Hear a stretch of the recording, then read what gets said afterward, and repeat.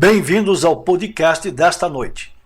Hoje daremos continuidade ao tema abordado nas semanas anteriores, Adeptos e Mestres da Loja Branca, parte 3.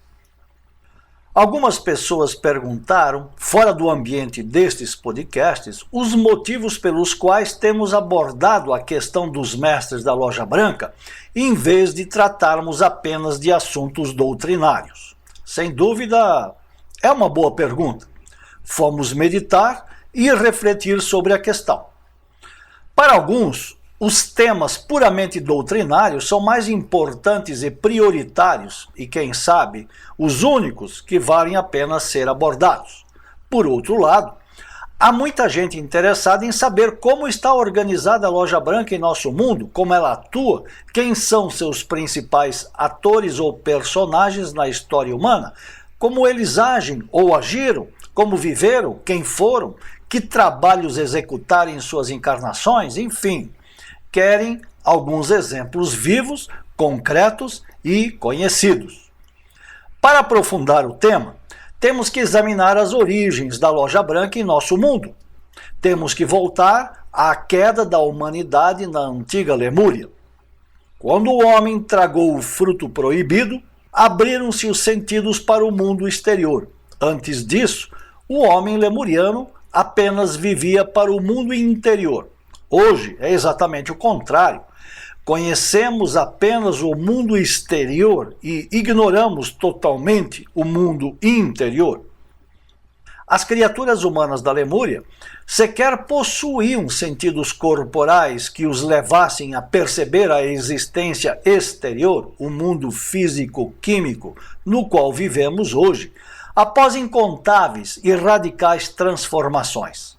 Portanto, concomitantemente à época da chamada queda da humanidade do paraíso terrestre, alguns indivíduos sagrados decidiram aportar em nosso planeta, dentre eles o mais conhecido de todos, que é o fundador e seu líder maior da fraternidade branca em nosso mundo, Sanat Kumara. O senhor Sanat Kumara é um imortal proveniente do planeta Vênus. Nunca teve encarnação humana terrestre. Vive nas dimensões superiores, num oásis na região do deserto de Gobi, região da antiga e sagrada Ilha Branca. Em paralelo, na mesma época, segundo o livro de Enoch, aportaram em nosso mundo uma comitiva de 200 seres de elevado grau espiritual para auxiliar o homem caído e precipitado ao mundo exterior. Muitos desses 200 logo perceberam que as filhas dos homens eram muito bonitas e atraentes e acabaram se enamorando delas. Isso deu origem à queda dos deuses, os Néfelim citados na Bíblia. A chegada de Sanat Kumara ao nosso mundo, bem como a chegada dos 200, inicialmente se deu com o propósito de amparar a humanidade, de não deixar a humanidade lemuriana desassistida espiritualmente. E desde então, o Sagrado Colégio de Iniciados e de Altos Mestres tem atuado e segue agindo em favor da humanidade. Alguns confundem Sanat Kumara com o Rei do Mundo, o Cristo Melquisedeque. Ora, o regente planetário é aquele que cria o planeta, aquele que se reveste com o corpo planetário, fazendo desse planeta seu próprio corpo físico. Se o senhor Sanat Kumara veio de Vênus, bem depois do surgimento da humanidade terrestre, não é, nem pode ser, o mesmo senhor Melquisedeque, como pensam alguns. Seja como for, há por aí uma vasta, falsa literatura elaborada pelos malditos canais ou médiuns do Monte Shasta, da Califórnia, que atribuem as suas mensagens tenebrosas como sendo legitimamente emanadas do verdadeiro senhor Sanat Kumara. Porém, retomando o fio desta apresentação, a queda da humanidade se deu há 18 milhões de anos. Desde aquela época até nossos dias, a humanidade não tem feito outra coisa que afundar mais e mais na matéria progressivamente densa e cruel. Nem a magia tenebrosa dos Atlantes, nem a crueldade praticada naqueles tempos se compara ao que fazemos e assistimos nos tempos atuais. Podemos dizer que nos dias atuais chegamos ao fundo do poço. O momento atual representa o grau mais inferior e profundo da descida na matéria.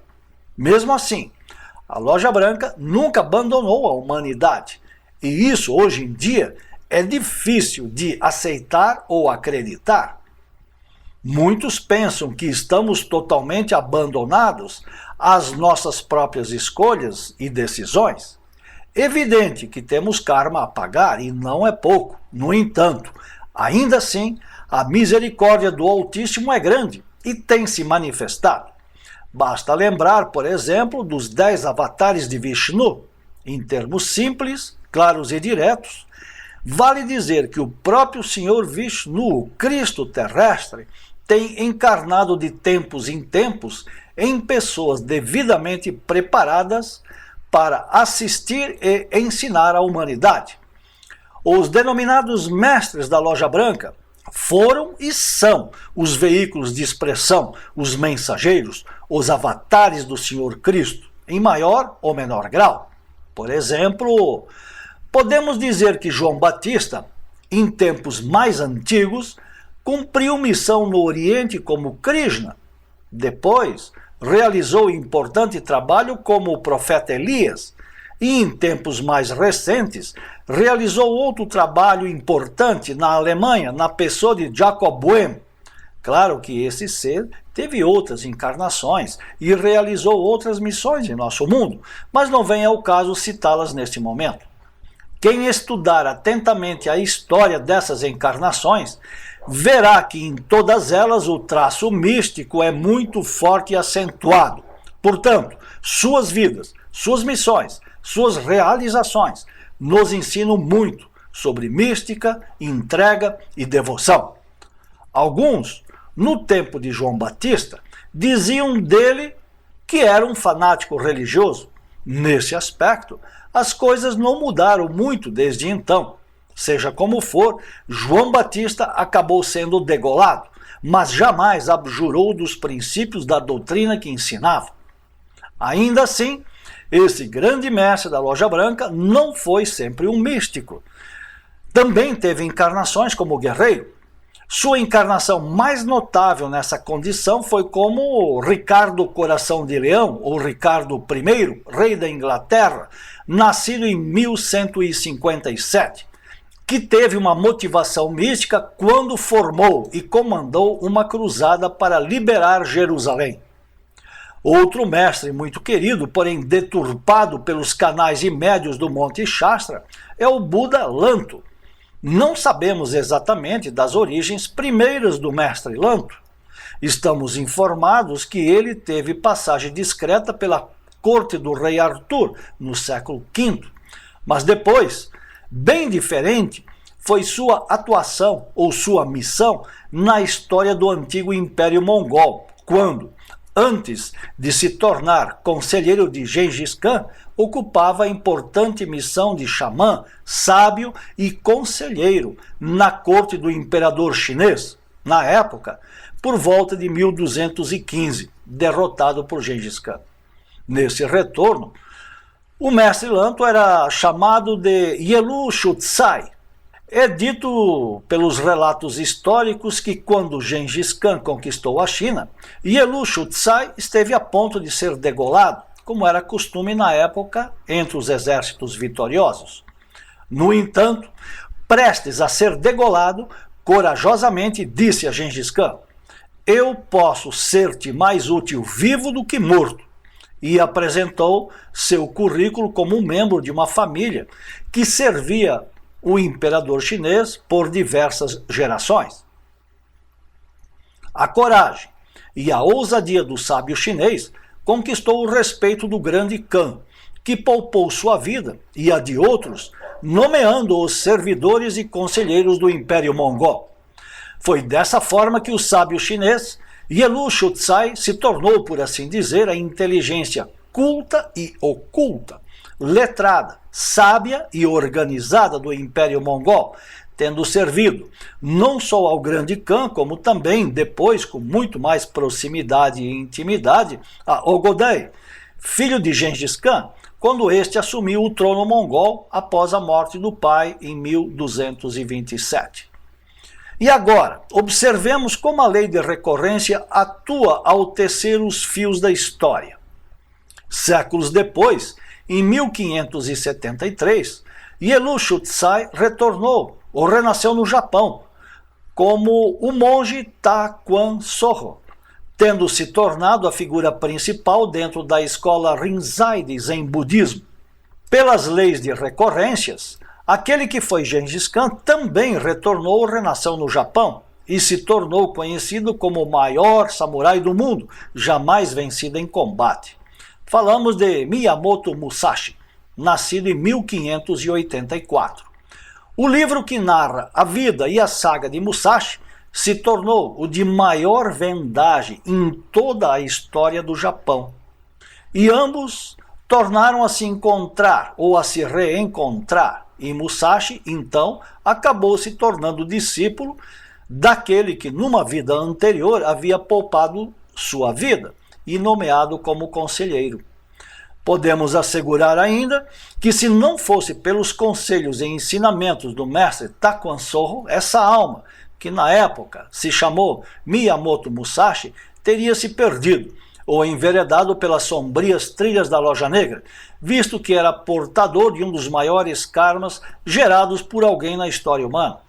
Tanto Takuan Soho quanto Miyamoto Musashi escreveram livros nessa época, os quais, inclusive, se encontram hoje traduzidos e disponíveis no Brasil.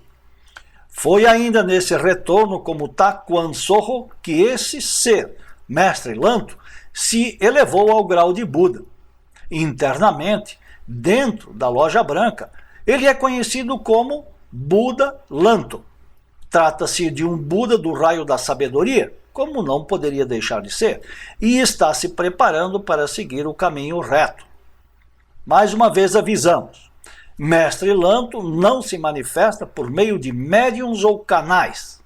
Mestre Lanto, neste momento, aceita discípulos apenas internamente e é muito rigoroso na escolha daqueles que ele ensina ou vai ensinar. Por fim, queremos comentar alguma coisa sobre um dos mais conhecidos mestres da Loja Branca, se não o mais conhecido deles no Brasil. Referimos-nos ao mestre Saint-Germain.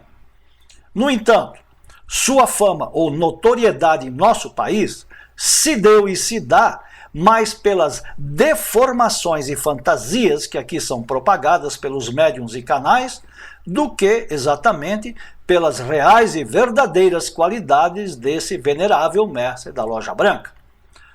O verdadeiro mestre Saint-Germain nada tem a ver com essas invenções e fantasias da chama violeta, relacionado ainda pelos médiuns e canais como um koan do sétimo raio. O real e verdadeiro mestre da venerável Loja Branca, Saint-Germain, é um mestre do sexto raio, raio do mando, do poder, da política, das altas cortes e dos elevados cargos hierárquicos neste mundo. Em sua biografia, consta que ele foi um dos mais misteriosos personagens do século XVIII. De fato, era conhecido por suas qualidades como místico, sábio, alquimista, lapidador de diamantes, cientista, músico, tendo rivalizado com Paganini, e compositor. Seu costume de aparecer e desaparecer das cortes europeias da época renderam-lhe a fama de aventureiro. De fato, foi conhecido com diversos nomes. Rakoczy era um deles. Da mesma maneira misteriosa como surgiu, desapareceu. Era um imortal que se apresentava em diferentes lugares usando diferentes nomes, como fazia outro mestre imortal, conhecido como Zanoni, antes de ser guilhotinado na França. Resumindo, há dezenas ou centenas de seres e personagens misteriosos que apareceram e desapareceram sob o manto do mistério em toda a história humana.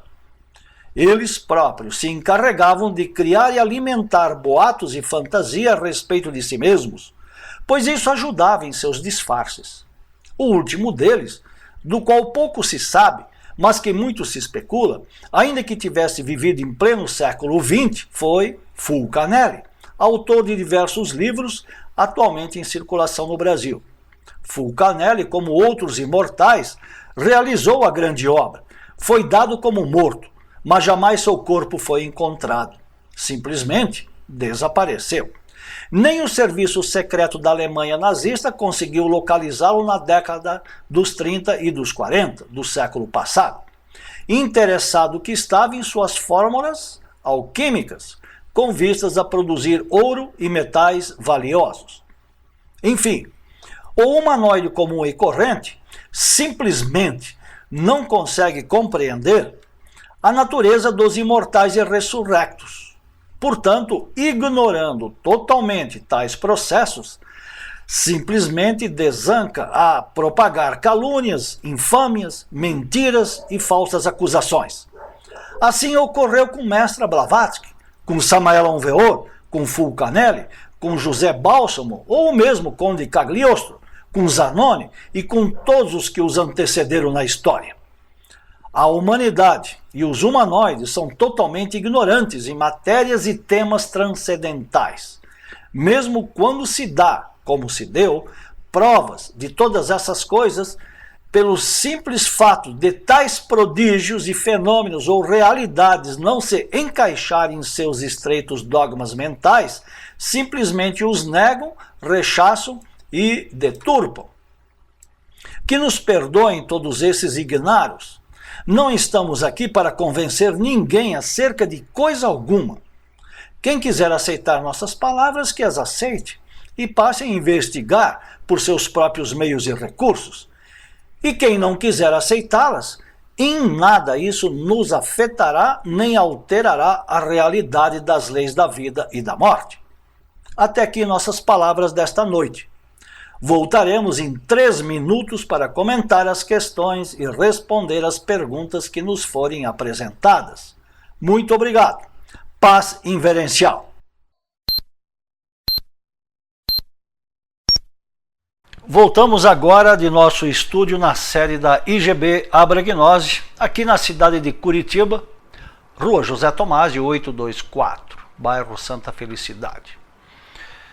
Tivemos no início alguns probleminhas na transmissão, retomamos e vamos dar então prosseguimento agora com as perguntas que nos foram enviadas por e-mail e também durante a apresentação e também foram enviadas anteriormente.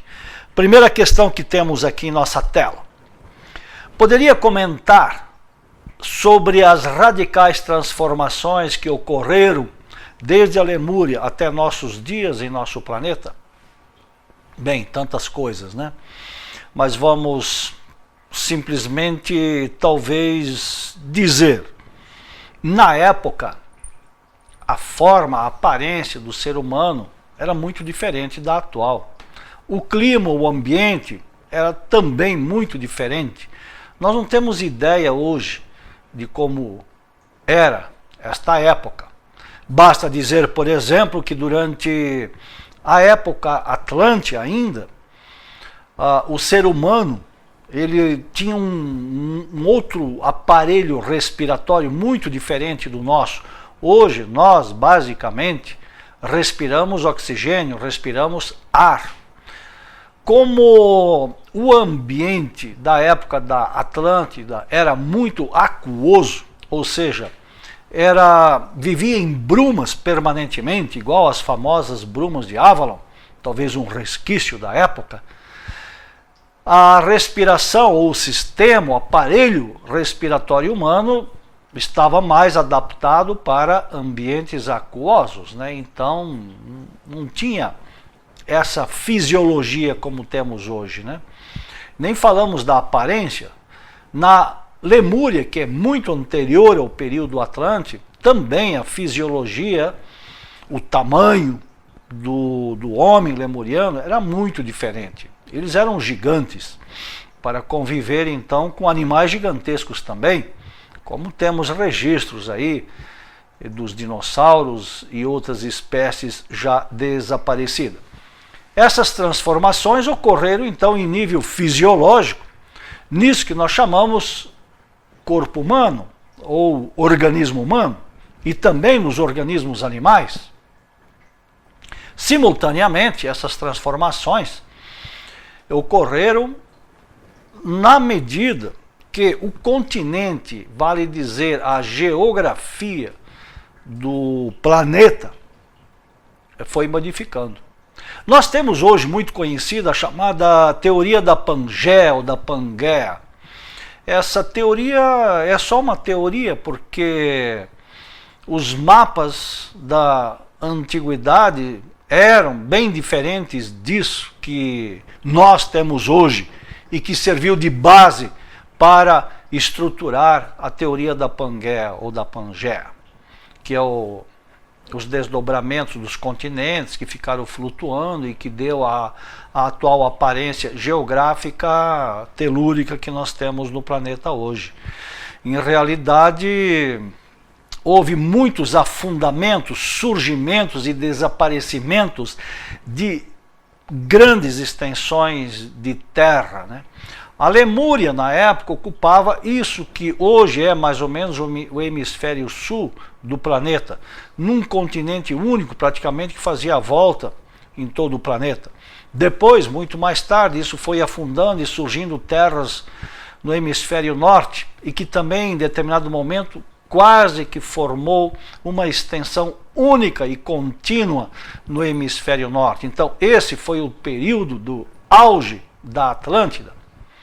E muito mais recentemente, tivemos então a definição final desse mapa geográfico que nós conhecemos hoje do nosso planeta. Então, houve muitas modificações, não só na anatomia humana, mas também na geografia terrestre, nesses últimos 18 milhões de anos. Então, haverá novas transformações nesta era de Aquário e em futuras épocas ainda também, quando outra geografia será desenhada ou se tornará real em nosso planeta.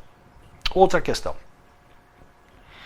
Vishnu é o mesmo senhor Melquisedeque? Sim. Vishnu é um nome da mitologia da Índia. Melquisedeque é uma denominação que nós temos do hebraico, ou seja, da mitologia hebraica. Se estudarmos outras mitologias, vamos perceber que o regente do planeta, o deus desse planeta, tem outras denominações, até como mencionamos no podcast anterior, né? Keb ou Geb, entre os egípcios. E assim, então, cada cultura, cada época, cada região do mundo tem, ou deu, ou atribuiu um nome, uma denominação, à mesma força, ao mesmo regente ou ao mesmo Deus deste planeta e também, obviamente, dos outros planetas do Sistema Solar. Então, os 10 avatares de Vishnu são os 10 enviados do Cristo. Se focarmos a denominação Melquisedeque, então são os mesmos profetas, mensageiros e enviados do senhor Melquisedeque. E isso, de uma maneira um tanto mais clara, se percebe quando se estuda a história de Israel, do povo de Israel, cuja peregrinação é um símbolo de toda a história ariana deste último 1 milhão de anos aproximadamente, quando houve, ou a partir de quando houve o primeiro afundamento da Atlântida. E aí então é que começaram as transformações geográficas no hemisfério norte, onde estava então presente ou assentado o continente, ou seja, as terras que compunham esse continente, denominado ou conhecido, e que chegou aos nossos dias, Atlântida, da onde o nome, né, Oceano Atlântico, porque tudo isso que é o Oceano Atlântico hoje, na época, há mais de 1 milhão de anos, era a Terra, era um continente que praticamente ocupava todo o hemisfério norte. Então, Vishnu é o mesmo Senhor Melquisedeque, é o mesmo Cristo. E aí há que se distinguir, né, a figura, a natureza ou a realidade do Cristo, e porque nós conhecemos, né, a figura, né, a presença humana de Jesus. E muitos acham que Jesus era o Cristo, ou que Cristo era Jesus, ou que o Cristo é somente Jesus. Mas uma coisa é o Cristo, outra coisa é Jesus, ou Yeshua Ben Pandirá. O Cristo pode se manifestar e se expressar em qualquer pessoa que se prepara para isso, que tem uma consciência ampla, que tenha passado pelos processos iniciáticos e que conforme ou comporte em si as características, qualidades, requisitos ou exigências para que através dele então possa fluir essa grandiosidade, essa grandeza, essa potência, essa força que nós aqui no Ocidente denominamos Cristo, palavra grega que nas suas origens significava tão somente ungido. Mas depois, com o passar do tempo, essa palavra Christos foi adquirindo um sentido, uma conotação ou uma sinonimia muito própria. E hoje significa exatamente a força, a potência divina do planeta Terra. Outra questão. Em que posto se encontra Jesus na hierarquia dos mestres da Loja Branca? O mestre Yeshua Ben Pandirá, ele não tem um cargo hierárquico, por assim dizer, como muitos outros mestres possuem, né? Yeshua Ben Pandirá, ele é um grande mestre, talvez o de maior peso, o de maior envergadura dentro da Loja Branca do planeta Terra. É o mais exaltado deles, é o irmão maior, o irmão que se destacou mais em serviços a este planeta, aos irmãos, a toda a humanidade. Então, ele não tem um posto especificamente. Ele tem a liberdade de ir e vir, de agir, de sugerir, de indicar. E, obviamente, qualquer sugestão que ele apresente, por exemplo, no conselho da Loja Branca ou numa reunião de altos mestres da Loja Branca, esse conselho é encarado, é tomado como praticamente uma ordem nesse sentido, ou seja, algo que deve ser cumprido, algo que não é como em nosso mundo, quando alguém dá um conselho aqui, em nosso mundo, quando alguém aconselha alguém, isso é só mais um palpite. Não é assim que as coisas funcionam na Loja Branca. Quando alguém de uma hierarquia, de uma estatura espiritual, como o mestre Yeshua Ben Pandirá, propõe algo, sugere algo, é muito considerado. É praticamente uma ordem, né? E isso é então realizado, concretizado, posto em prática, levado adiante. Outra questão. Se João Batista foi o avatar da Era de Peixes, então o que representou a vinda de Jesus naquela época? De fato, João Batista foi o avatar. João Batista, está muito claro tudo isso nos evangelhos, ele foi o abridor de caminhos para Jesus ou para o Cristo. Aí então está a diferença. João Batista veio para aplanar os caminhos, endireitar as veredas, preparar o terreno para que o Cristo, não Jesus, fizesse a sua missão. E de fato tudo isso foi planificado e foi executado de acordo com este plano, com esse planejamento. Veio João Batista, né, que o próprio Evangelho revela e conta claramente que é o retorno de Elias, que preparou os caminhos. Agora, depois essa doutrina ela foi expandida e ampliada pela mensagem do Cristo.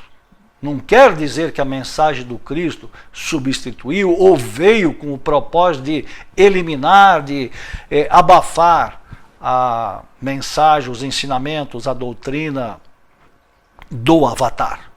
Agora, nesta era de Aquário, as coisas irão suceder um pouco diferente de como aconteceu na era de Peixes.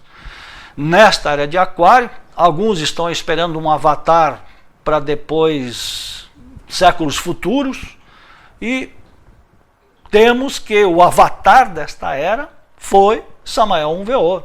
Ele veio, ele preparou o terreno, ele aplanou os caminhos, endireitou as veredas.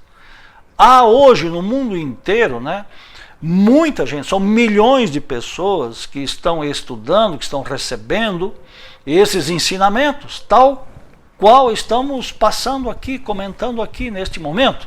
As escolas hoje de gnose, as instituições, os pontos de distribuição desta mensagem estão nos 5 continentes, estão praticamente em todos os países do mundo, né, incluindo o Tibete, ou toda aquela região lá no Oriente, incluindo a Índia também, Suécia e outros países com idiomas, até Tailândia, por exemplo, idiomas exóticos ou bem estranhos para nós. Em todos esses países, em todas essas regiões, esta mesma mensagem do mestre Samael 1VO está sendo passada em forma de livros, em forma de aulas, em forma de conferências, em forma de eventos.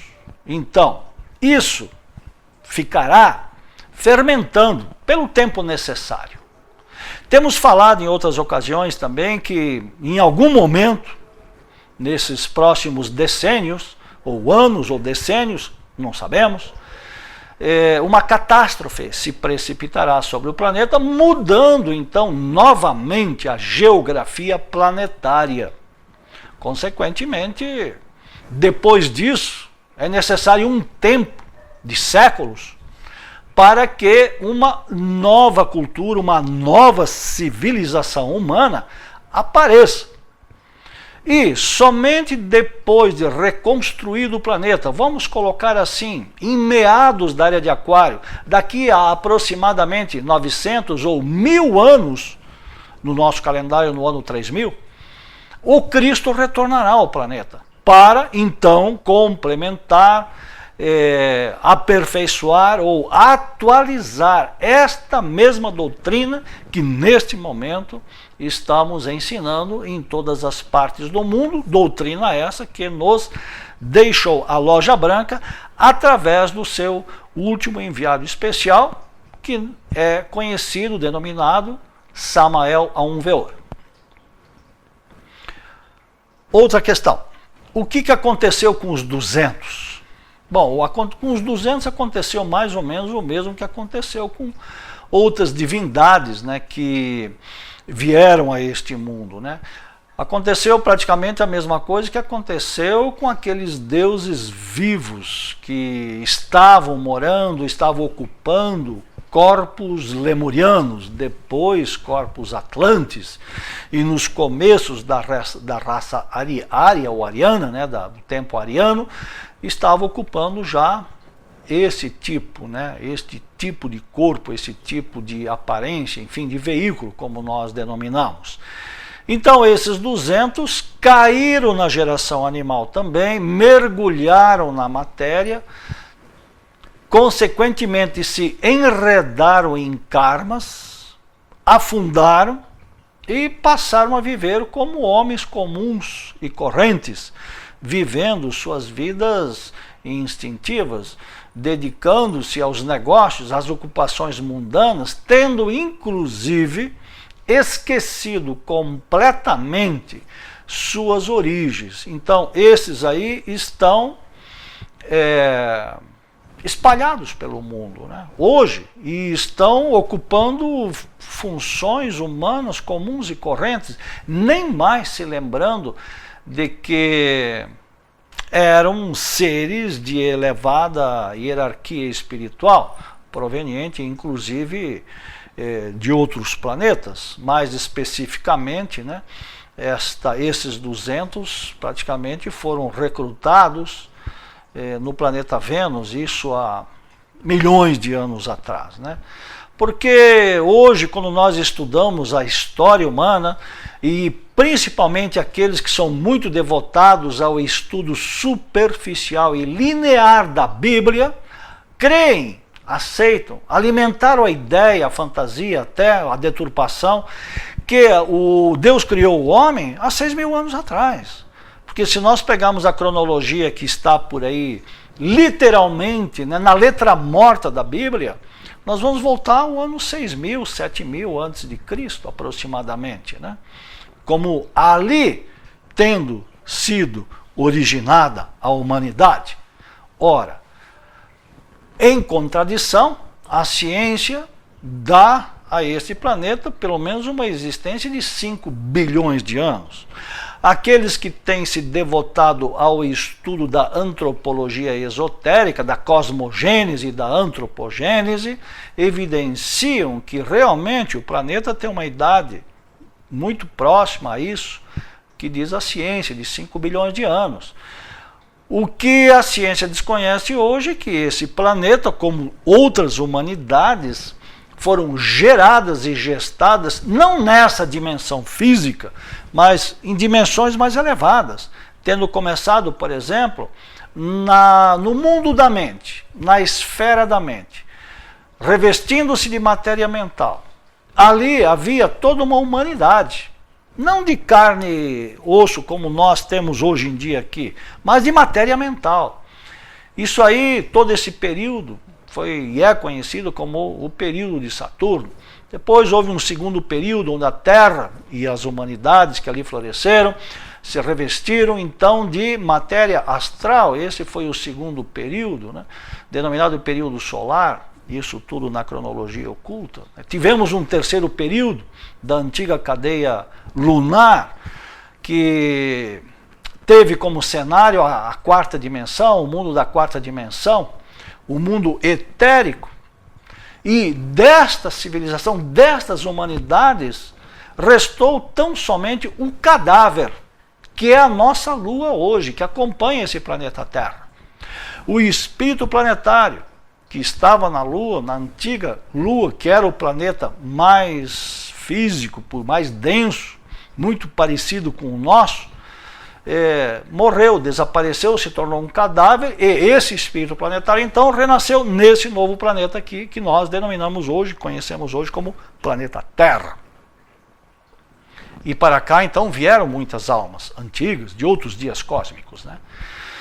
Então, daí surgiram as raças humanas, né? Primeira raça, segunda raça, terceira raça, até chegar à nossa raça atual, até alcançar esta aparência que nós temos hoje. Então nós estamos falando de histórias de bilhões de anos. Agora, isso é ignorado na Bíblia.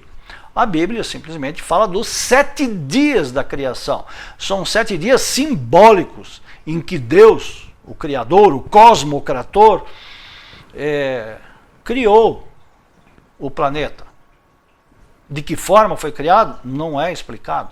Porque a doutrina da Bíblia é uma doutrina que é dada para pessoas espiritualmente muito infantis ainda, que não tem um discernimento, uma capacidade de compreender as grandes realidades espirituais.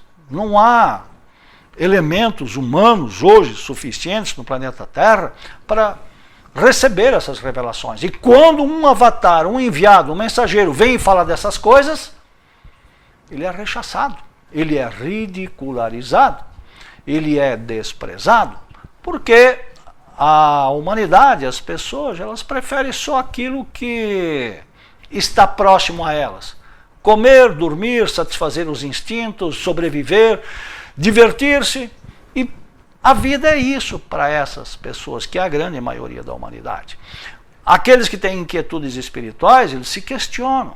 Eles questionam os livros sagrados, ou as informações, essa doutrina que está especificada ali.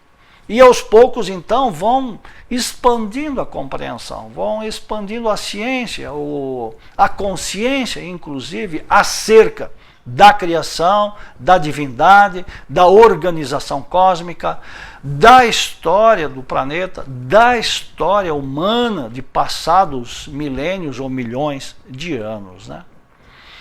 Então há uma pergunta que diz aqui, de onde vieram esses indivíduos sagrados que aportaram no planeta Terra? Basicamente todos eles vieram de Vênus há aproximadamente 18 milhões de anos atrás, como foi dito na apresentação inicial. Tão logo o homem lemuriano abriu os sentidos, despertou para o mundo exterior,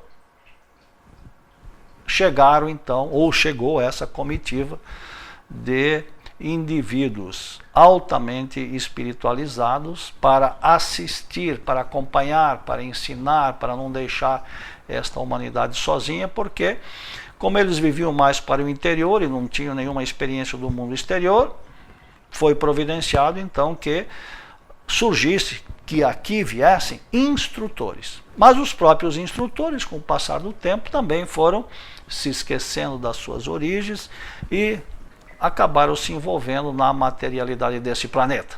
Isso é muito comum acontecer. Se qualquer um de nós hoje fosse levado a um planeta pior do que esse que nós temos aqui, em pouco tempo nós adotaríamos os costumes de planetas e passaríamos a viver como uma pessoa, um indivíduo deste novo planeta para onde tivéssemos sido levados. Outra questão. Por que seres perfeitos, como alguns dos 200 citados na queda dos deuses, caíram ao vir a esse mundo? Só quem nasce nesse mundo sabe por que cai. Por exemplo, até séculos atrás, até o tempo de Carlos Magno, ali entre o tempo do rei Arthur e do imperador Carlos Magno, ainda havia em muitas regiões do mundo uma certa comunicação entre a terceira e a quarta dimensão. Muitos seres que moravam, quando eu falo seres, é seres humanos, criaturas humanas como nós, que viviam na quarta dimensão, nos chamados paraísos ginas, eles podiam entrar em nosso mundo e daqui podiam retornar para lá, como também alguns daqui poderiam penetrar nessas regiões através de certos portais. E o que acontece então?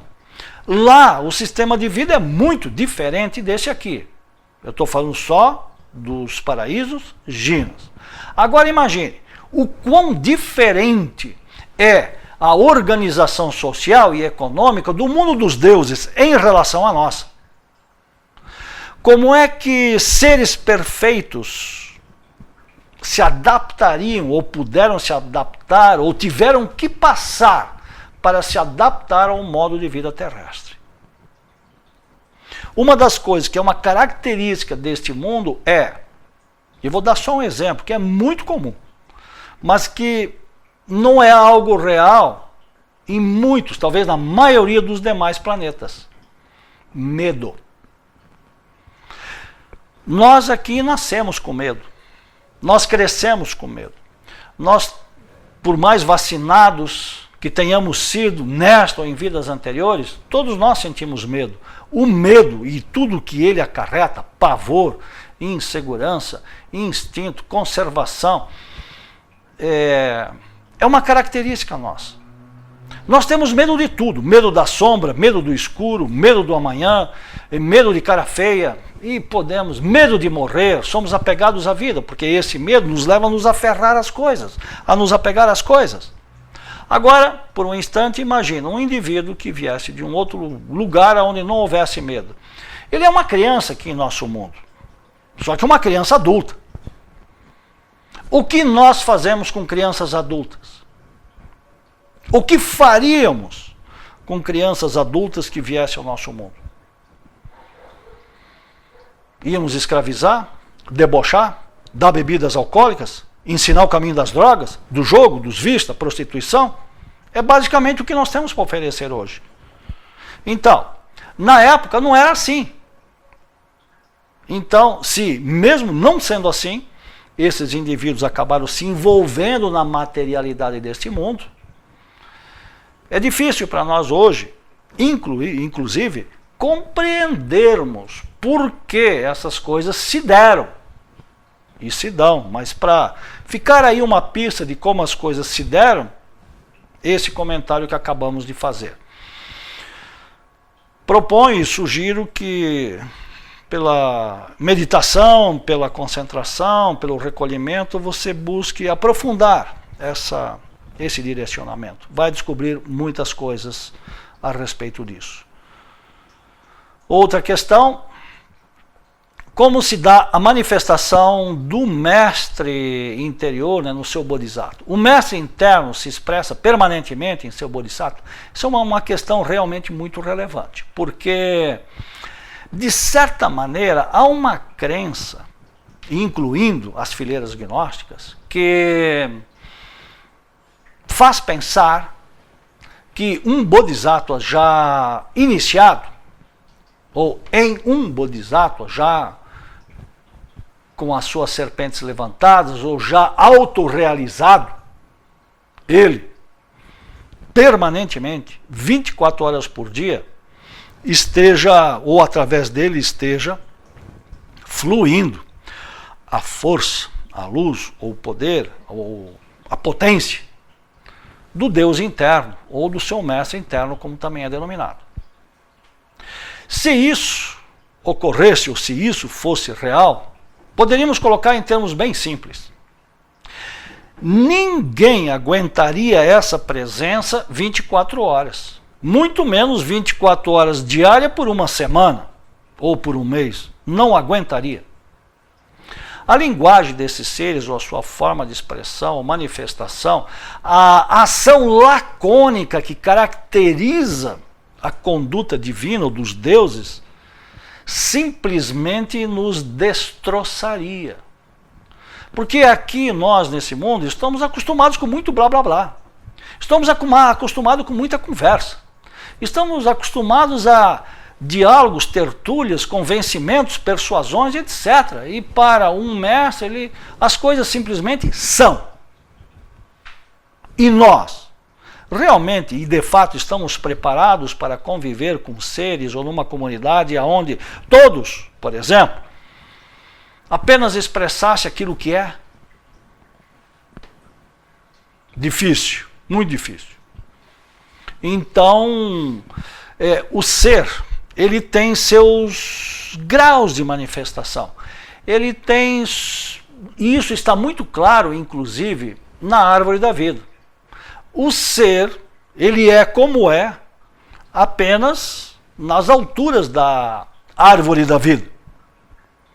Em nosso mundo, ele se expressa parcialmente. Normalmente, expressa-se nesse mundo isso que na árvore da vida denominamos de Tiferet, ou denominamos de manas. Então, o que se expressa em nosso mundo é manas. Então, o mestre Samael, assim, no dia a dia, normal, expressava-se manas. É claro e é evidente que esse manas, ele é a extensão do próprio ser, tomando como exemplo Samael em si mesmo. Mas ele não é a totalidade do espírito ou do Deus conhecido na Cabala como Samael. A realidade atrás desse nome é conhecida por pouquíssimos dentro das filas gnósticas. Então, há muito palavrório e pouca compreensão sobre essas coisas. Então, como é que se dá a manifestação? Tem momentos que o ser, o mestre, ele pode se expressar com a sua totalidade ou quase totalidade. Outras vezes, ele se expressa limitado, por exemplo, à esfera de Tiferet. Ou ainda, às vezes, ele pode se expressar em proporção menor ainda, através da sua base sentimental, emocional, ou seja, através do seu corpo astral. Então, é preciso estudar e compreender a árvore da vida, porque, tendo-se a compreensão, e depois o entendimento, e mais ainda depois, quando passarmos a captar, através do que, ou de que esfera, o Deus ou o mestre interno de alguém está se manifestando, depois da autorrealização, é claro, é que podemos então aquilatar a dimensão, a grandeza ou a proporção em que ele se expressa ou se faz sentir aqui em nosso mundo. Espero que essas palavras tenham ajudado a esclarecer essa questão. Outra pergunta. Em algum momento, em alguma de suas encarnações, esses grandes mestres da Loja Branca estiveram tão adormecidos como nós hoje em dia? Ou suas encarnações eles sempre alcançaram graus elevados de consciência? Não. Isso até é uma pergunta realmente bem interessante. E também é pouco compreendido. E isso nos remete como que obrigatoriamente ao entendimento e à compreensão mesma do que é consciência desperta. Do que é consciência? Do que é fazer consciência? Hoje, quando se fala em gnose, que a consciência dorme, é muito real essa expressão, ela é muito exata. A consciência dorme, sabem por quê?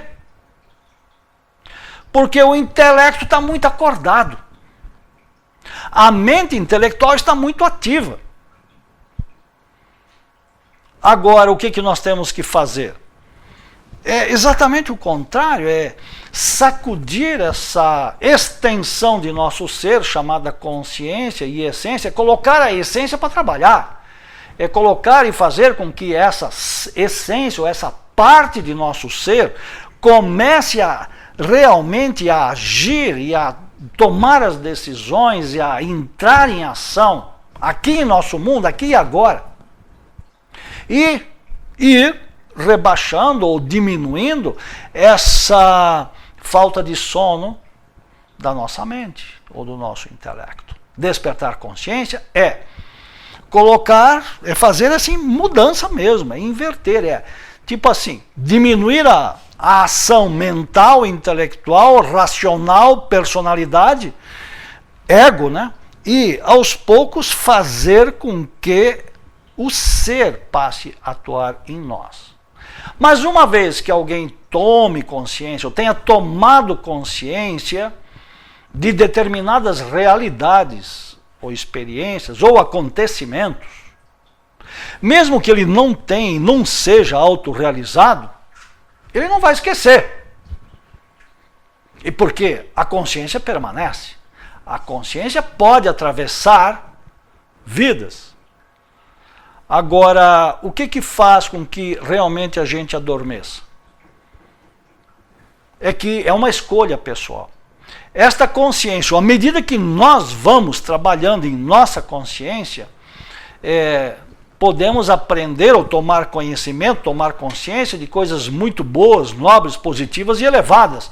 Mas, ao mesmo tempo, também vamos conhecendo e investigando as coisas não tão positivas ou até tenebrosas. Então, mais perto de Deus, mais perto do diabo. Talvez essa expressão possa sintetizar o que estamos querendo falar ou expressar, manifestar aqui. Então, quando a gente nasce nesse mundo, qualquer mestre, normalmente, antes de nascer, ele bebe da taça do esquecimento. Então, ele continua sendo um grande mestre, um grande Deus, lá nas outras esferas, nos outros mundos, na residência aonde ele tem como tal, né?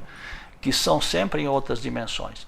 E a parte humana, que desce aqui, acaba se envolvendo com isso, acaba se esquecendo. É como alguém que sai de casa e depois de muito tempo esquece, até que um dia teve pai, teve mãe, que teve uma casa, que teve uma infância, que teve um começo de vida, ou quem o cuidou, alimentou nos primeiros momentos, né? E isso vai acontecendo assim ao longo da vida, a gente vai esquecendo, né? Vai perdendo a consciência. Agora, numa única existência, aquilo que aprendermos agora, tomarmos conhecimento, fica gravado. Onde? Na consciência. Mas isso não quer dizer que, ao renascer, toda essa consciência retorne. Não. A memória da consciência é diferente da chamada memória intelectual mental de personalidade. Então, despertar a consciência significa acessar, buscar, trabalhar para acessar esta outra memória, que é a memória da consciência. E há uma coisa muito importante também que em gnose nós denominamos de memória-trabalho. É algo que os estudantes de gnose não valorizam muito, porque à medida que nós vamos aprendendo algo, experimentando algo concreto acerca do caminho, aprendendo algo do caminho, isso deve se transformar em memória-trabalho. E parece que a gente despreza esses aprendizados, então no dia seguinte está fazendo a mesma besteira que fez hoje, que fez ontem, fez semana passada, fez no mês passado, fez na vida passada. Não queremos efetivamente despertar, ou seja, pôr em ação, pôr a trabalhar a nossa consciência. Isso mudaria tudo, se simplesmente mudássemos de atitude, ou esta atitude especificamente. Outra questão. Poderia mencionar quais ou qual o livro escrito pelo mestre Taquan? Existe um livro hoje, inclusive, disponível aí pela Cultrix ou Editora Pensamento, chamado Mente Liberta, do mestre Taquan Sorro. É um livro fino, é um livro assim, de não muitas palavras, mas de um grande conteúdo. Eu diria que cada parágrafo ali deste livro deve ser lido várias vezes, absorvido e depois posto o livro de lado e fazer meditações. Com que finalidade? Despertar a consciência ou ter a compreensão daquilo que o mestre Taquan Sorro então quis expressar através de seus livros, ou desses seus ensinamentos, melhor dito, contidos neste livro. Mente Liberta é o nome deste livro, escrito pelo mestre Taquan. Inclusive aqui em Curitiba, na nossa sede, temos um pequeno jardim que nós construímos e que nós denominamos de Jardim do Mestre Taquan. É uma simples e pequena, humilde homenagem que nós temos em agradecimento e deferência a esse então que é o mestre Lanto. Uma questão, a última da noite que nos chega aqui: por que os verdadeiros místicos são vistos como fanáticos por muitos? Porque não são compreendidos. É a mesma coisa que se nós pegarmos um grupo de pessoas, cientistas, por exemplo, e eles também não são compreendidos por outras comunidades ou outros grupos ou agrupamentos humanos. Então, como eles só falam em ciência, só falam em experimentos, só falam em física ou em química, né? Para a humanidade como um todo, esses são loucos, são fanáticos, só falam em ciência, só pensam em ciência. Para alguém, para um grupo de pessoas que realmente se devota ao caminho espiritual, para os demais, para a humanidade, também são tidos como fanáticos, ou como alienados, ou como pessoas que fogem do mundo, enfim, tantas conceituações existem por aí, quando em realidade o interesse destas pessoas, ou deste grupo de pessoas, é tão somente a ciência transcendental, as realidades que estão além da vida, desta vida biológica, físico-química que nós temos aqui. Não quer dizer que o místico ele despreza este mundo ou as atividades desse mundo, não nesse sentido depreciativo de desprezar. A ele não interessa, não é prioridade, é uma escolha que ele faz. Ele prefere, então, estudar outras realidades, além dessa. Porque, inclusive, à medida que ele vai estudando outras realidades mais elevadas, ele vai entendendo melhor o mundo que o rodeia. E é dessa forma, então, que ele passa a aceitar melhor as realidades deste mundo, mesmo não querendo pertencer a este mundo, como de fato ele decide não fazer parte deste mundo, ainda que viva neste mundo. Até aqui, então, nossas palavras desta noite a respeito do tema, das perguntas que nos foram apresentadas aqui. Lembrando, então, agora, para esse final de ano 2014, nós estaremos aí na Mystic Fair, entre 13 e 14 de dezembro em São Paulo.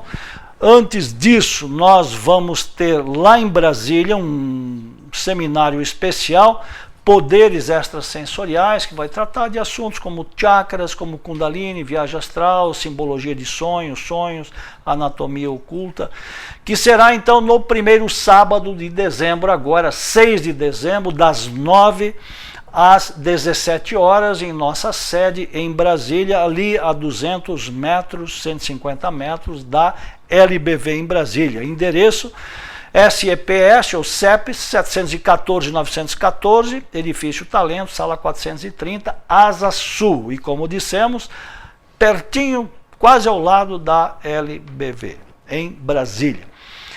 E em São Paulo estaremos presentes com os livros, com a editora, na Mystic Fair, que terá divulgação através de nosso site.